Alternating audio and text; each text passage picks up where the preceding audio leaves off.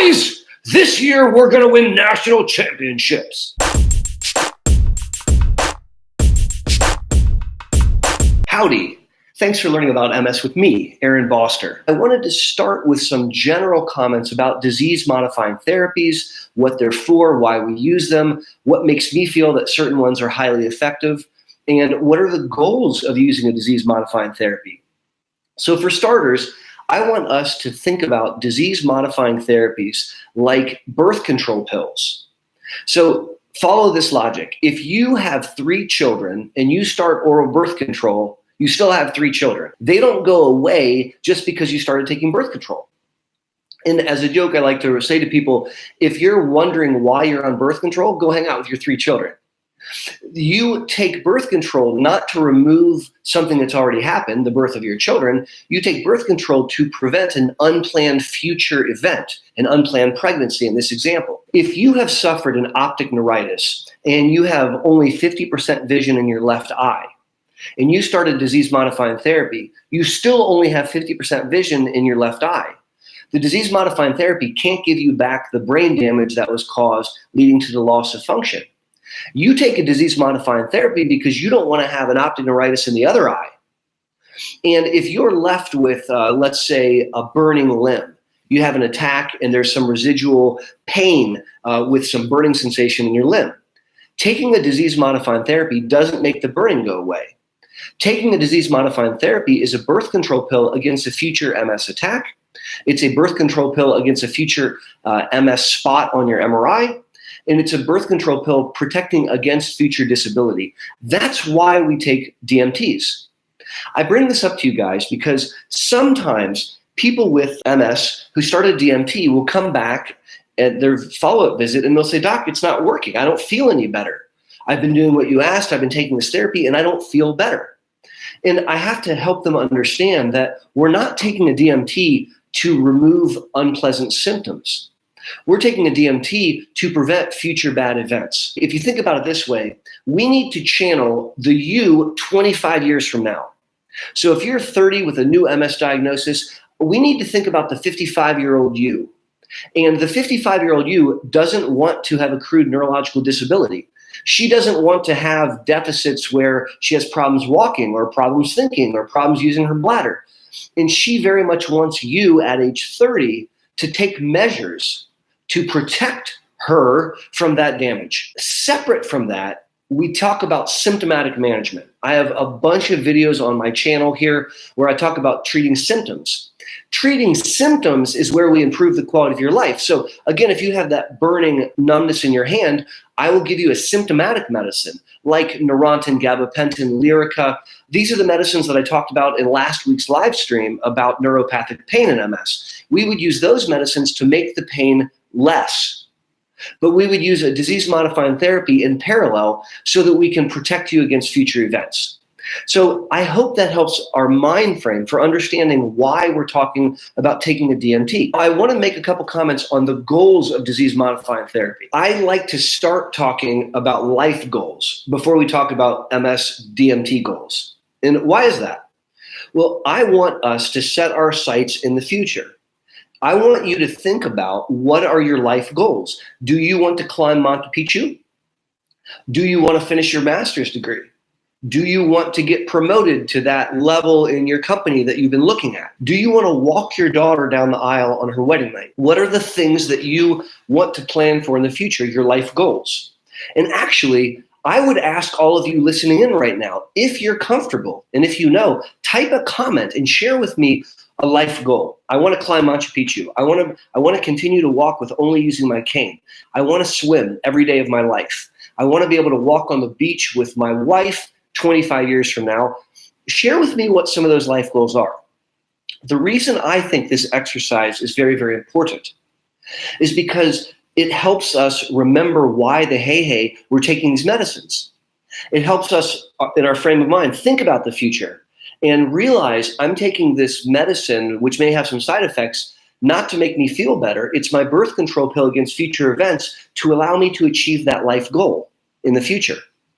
And so share with me what some of those things are. I would love to hear It'll be really awesome for me later to read through the comments and hear from you guys. What are some of your long-term life goals? Once we've clarified what those long-term life goals are, now I think we can turn our attention to DMT goals. And I am going to share for you what I think DMT goals should be. Treat to target NEDA 4. NEDA stands for no evidence of disease activity. So what do I mean when I say treat to target? We're not just giving you a medicine airy-fairy, just take it and see what happens. We want to treat to a target. So if you have high cholesterol, you take a statin medicine to lower your cholesterol, and you're treating to a target. You're going to check your blood and say, oh, it's still too high. We're going to give you more medicine to lower it. And we keep giving you medicines to drive down to that target. And there's a lot of diseases where we do that. For example, in diabetes, we treat to a target. We want to normalize hemoglobin A1C. We want to normalize blood sugar levels. We want to prevent end organ damage. In diabetes, that would be the eyes, the nerves, the kidneys. And so we want to treat to target when we treat MS with disease-modifying therapy. And the target that I embrace is NEDA, NEDA 4. So NEDA, no evidence of disease activity, is a way of saying that during the time period we're evaluating you, the goal is no attacks. The goal is no new spots on MRI. The goal is that your neurological examination doesn't worsen. And the goal is that your rate of brain volume loss, brain shrinkage, or atrophy is at a normal, healthy rate. So that is the target that we're treating for. Now, here's the deal. No MS medicine can achieve that all the time forever. It's true. In 2019, we don't yet have a particular therapy which can guarantee that for your life. And then that might make you say, well, then, Dr. B, that's kind of a dumb goal if we can't ultimately achieve it. And I disagree with that. I want us to think about NEDA as the sign that's up in that factory that says days since last accident. The sign, and it's got a number ticker. And so every day there isn't an accident, they flip a number. So there's 5 days with no accident, 10 days with no accident, 100 days with no accident, maybe you get a pizza party. If there's an accident, they don't close the factory down and fire everyone. They figure out what's wrong, they fix it, and then they set the clock back to 0. And so then they start over again.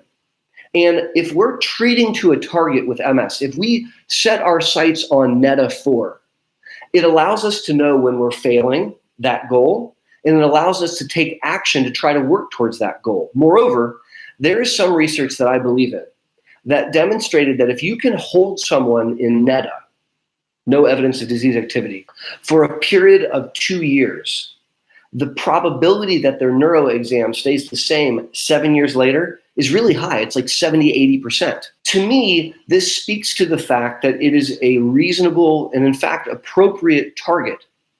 Another way to think about NEDA is a basketball analogy.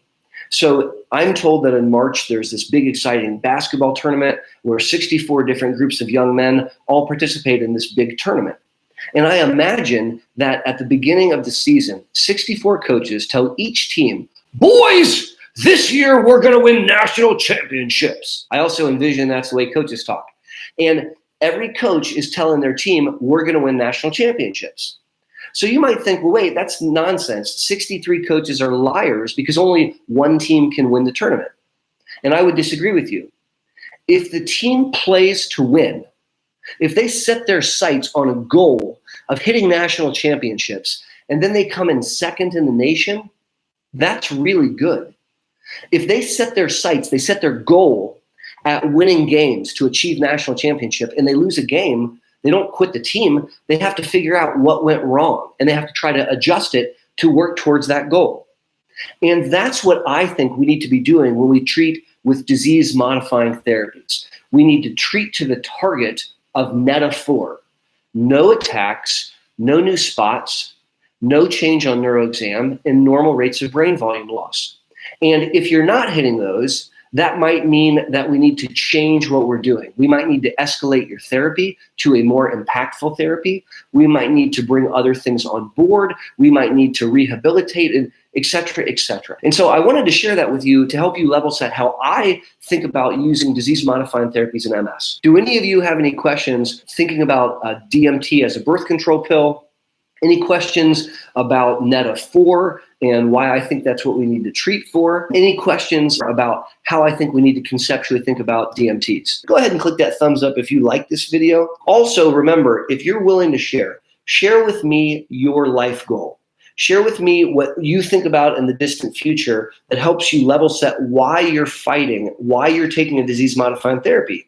Is it because you want to climb Monte Picchu or finish your master's or get a promotion? Or is it because you want to walk your daughter down the aisle? So I would love for you guys to share that with me. My name's Aaron Boster, and I genuinely want to thank you for learning about MS with me.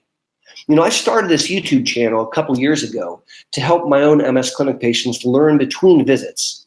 It strikes me that if I'm meeting with you every 3 months and we're spending a half an hour, that's not enough time to really up your game the way that I want it to be.